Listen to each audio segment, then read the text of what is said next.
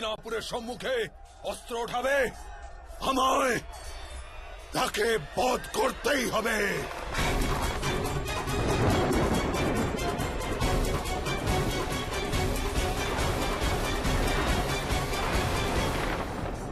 আপনি যথার্থই বলছেন মহামহিম। এই যুদ্ধে আপনার সামর্থ্য প্রদর্শিত হচ্ছে না, বরং আপনার দুর্বলতারই প্রদর্শন হচ্ছে। যদি আপনি বাস্তবিকই সমর্থ হতেন, তাহলে নিজের পৌত্র ও প্রপৌত্রদের প্রাণ নেওয়ার পরিবর্তে নিজেই প্রাণ পরিত্যাগ করতেন।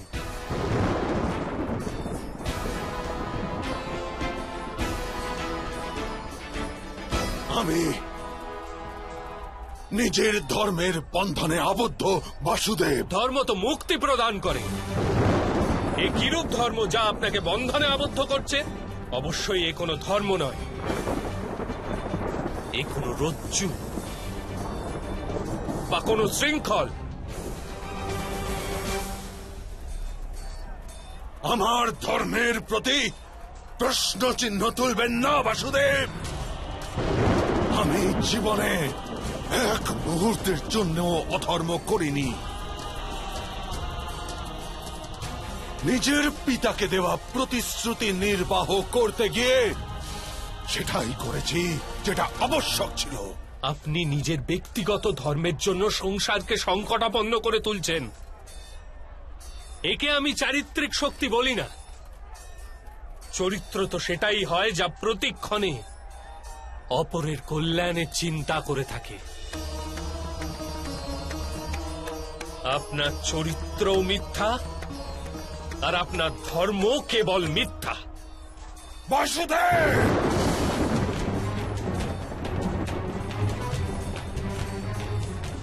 আপনি সীমা লঙ্ঘন করছেন। আমি আপনাকে সম্মান করি, কিন্তু অপর কারো ধর্মকে মিথ্যা বলার আপনার কোনো অধিকার নেই। আমার ধর্ম সত্য, আর এই কারণে আমাকে কেউ পরাজিত করতে পারবে না, কেউ না। আমি আপনাকে পরাজিত করতে পারি।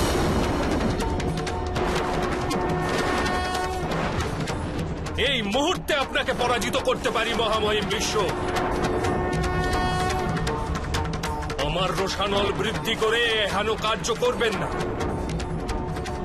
এরূপ কোন ধাতু নেই যা অগ্নির তাপে গলিত হয় না, আর এরূপ কোন প্রতিজ্ঞা, কোন অভিশাপ, কোন আশীর্বাদ নেই যা আমি মিথ্যা করতে পারি না।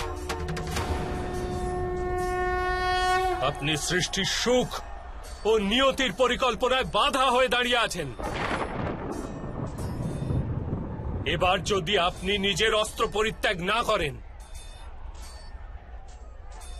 তবে আমি অবশ্যই আপনাকে বধ করে দেব। আপনাকে বধ করার হেতু আমার কোনো অস্ত্রেরও আবশ্যকতা নেই। এই রথের চক্র দ্বারাও আমি আপনাকে বধ করতে পারি। আমার তীর আপনার কাছে কেন পৌঁছচ্ছে না বাসুদেব?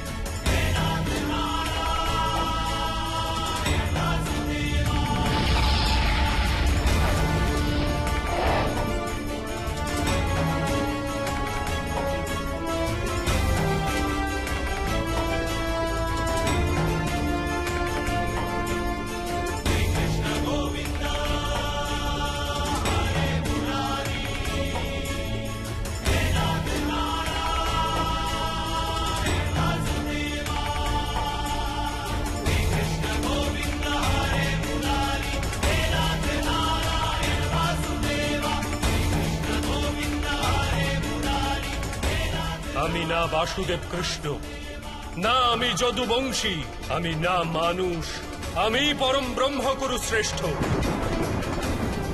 আমি সত্য, জ্ঞান ও ধর্ম।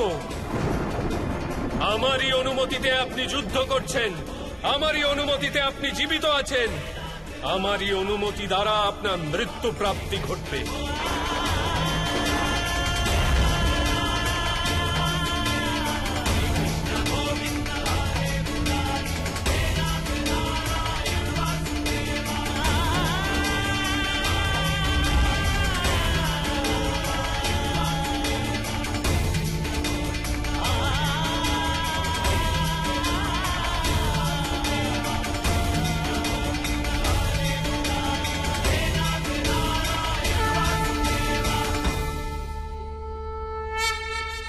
আমায় ক্ষমা করে দিন বাসুদেব। আমি আপনার বাস্তবিক রূপ সম্পর্কে অনভিজ্ঞ ছিলাম। আপনি অবশ্যই আমার বধ করতে পারেন, কিন্তু আমাকে বধ করবার হেতু নিজের প্রতিশ্রুতি ত্যাগ করার জন্য প্রস্তুত হয়েছেন। অবশ্যই আমার কোন বৃহৎ দোষ আছে। কি দোষ আছে আমার বাসুদেব, বলুন আমায়।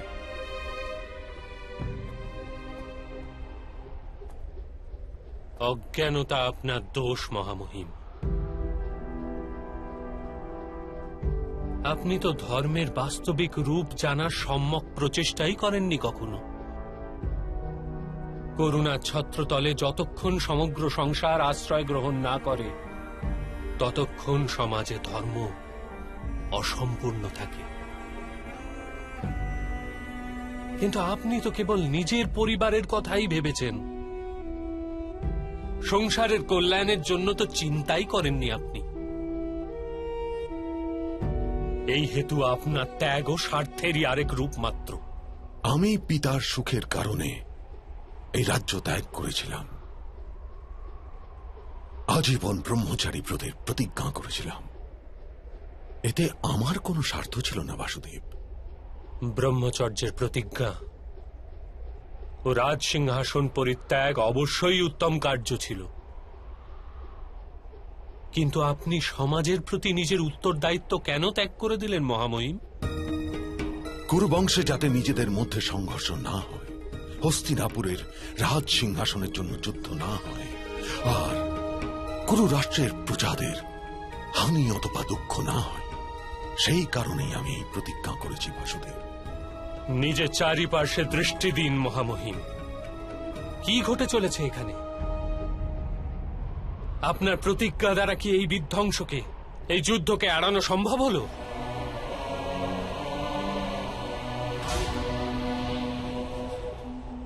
ভেবে দেখুন মহামহিম, আপনি নিজের প্রতিজ্ঞাকে ধর্মজ্ঞান করলেন।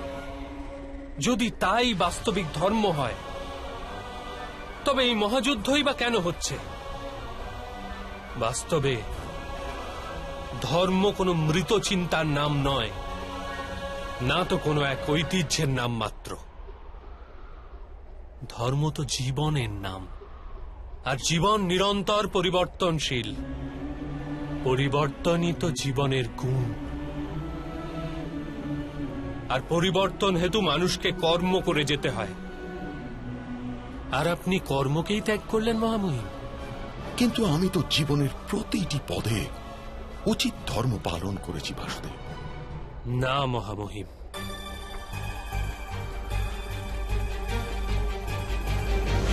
এই জন্মে আপনি কর্মের বন্ধনে যাতে আবদ্ধ না হন, এই কারণে আপনি কোনোদিন কোনো বাস্তবিক কর্মই করেননি। কর্মের অর্থ হল সিদ্ধান্ত গ্রহণ করা আর নিজের সিদ্ধান্তের পরিণামকে স্বীকার করা। আপনি কবে কোন সিদ্ধান্ত নিলেন মহামহিম? মহারাজ পাণ্ডুর রাজ্যাভিষেকের সিদ্ধান্ত কি আপনার সিদ্ধান্ত ছিল? জন্মাবধি দৃষ্টিহীন ব্যক্তির রাজা হওয়ার যোগ্যতা থাকে না। সেই জন্যই আমার মত এই যে জ্যেষ্ঠ ভ্রাতা পাণ্ডুরই রাজ্যাভিষেক হওয়া উচিত। মহারাজ ধৃতরাষ্ট্র আর মহারানী গান্ধারীর বিবাহের সিদ্ধান্ত? অক্ষয় তৃতীয়া শুভ লগ্নতে কুমার ধৃতরাষ্ট্রের বিবাহ গান্ধারীর রাজকুমারী গান্ধারীর সঙ্গে সম্পন্ন হয়। মহারাজ ধৃতরাষ্ট্রকে অধর্ম থেকে বিরত করার প্রয়াস কেন করেননি মহামহিম? কুমার দুর্যোধনের উপর আক্রমণ করেছে যেসব মৎস্যজীবী, তাদের ন্যায় বিচার করুন। এদের সবার শিরচ্ছেদ করা হোক। এ তো অত্যাচার। আদেশের পালন করা হোক। দুধ সভার সিদ্ধান্ত এবং সেখানে পাঞ্চালীর অপমান প্রতিরোধ না করার সিদ্ধান্ত? আপনার কীর্তি তো সমগ্র আর্যাবর্তে ছড়িয়ে। আপনি তো স্বয়ং মা গঙ্গার পুত্র। আপনার সামর্থ্য এই প্রকার ব্যবহার দেখে মৌন রয়েছে কি রূপে? এই যুদ্ধের সিদ্ধান্ত? আর্যাবর্তে পুনরায় ধর্ম স্থাপনের জন্য যুদ্ধ এখন অনিবার্য। এই সমস্ত অধর্মকে প্রতিরোধের সামর্থ্যও আপনার ছিল, আর শক্তিও।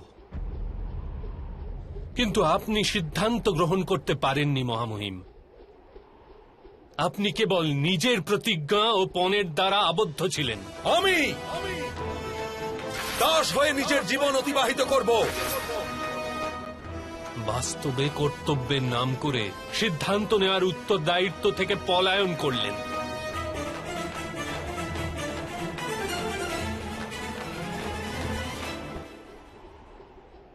তবে সিদ্ধান্ত নিলেই কি বন্ধনে আবদ্ধ হতাম না?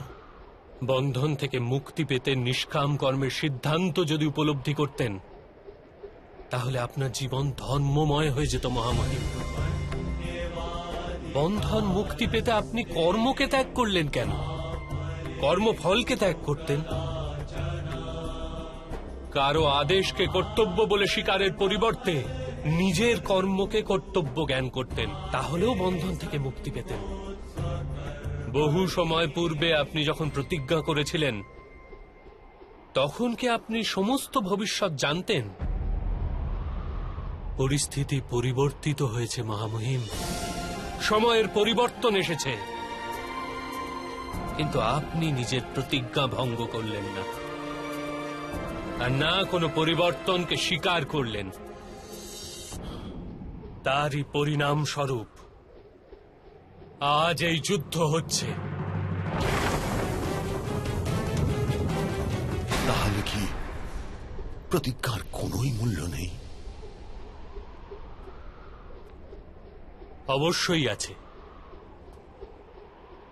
যে প্রতিজ্ঞার দ্বারা সমগ্র সমাজ লাভবান হয়, তার মূল্য অবশ্যই আছে। কিন্তু যে মুহূর্তে মানুষের প্রতিজ্ঞা, তার সিদ্ধান্ত সমগ্র সমাজের পক্ষে হানিকর হয়, সেই মুহূর্তে ওই প্রতিজ্ঞাকে ভঙ্গ করা অনিবার্য হয়ে পড়ে মহামহিম।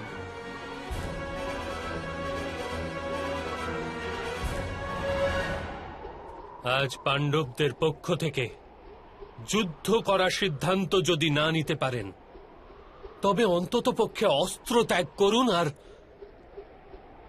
নিজের মৃত্যুকে স্বীকার করে নিন।